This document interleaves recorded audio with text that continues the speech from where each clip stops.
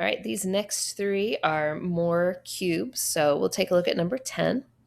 Remember, we want to write it as something cubed, so this will be m cubed, that's m to the ninth, plus this is going to be 3n cubed. Okay, so now we can see that those are both perfect cubes, and so we can go to short factor, long factor. So our short factor is going to be exactly this thing, just without the cubes. So it'll be m cubed plus 3n. The long factor is going to start with your first term squared. So m cubed squared, which is m to the 6th. It's going to end with your second term squared. So 3n times 3n, which is 9n squared. And then your middle term is going to be 3n times m cubed. I don't know if I have enough room for that. We might have to scoot this over.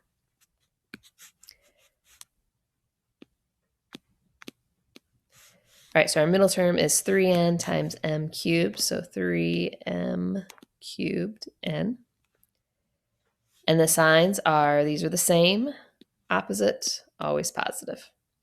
Okay, so that is your factor of these.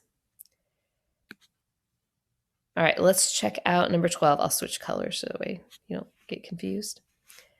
Number 12 here, we have 27 is 3. So we have 3y cubed plus 216 is 6 cubed.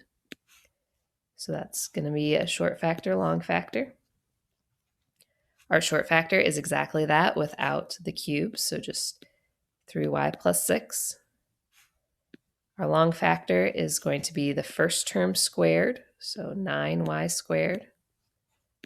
The last term squared, so 36. And the middle term is 6 times 3y, so 18y. The signs are same, opposite, always positive.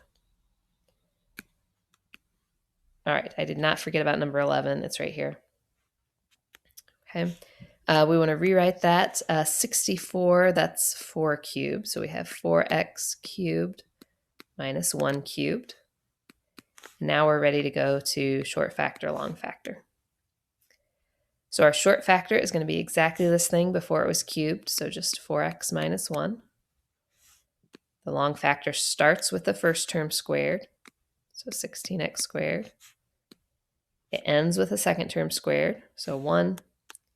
And the middle term is going to be 4 times 1, so 4x. The signs are same. Those are the same. Opposite sign, always positive.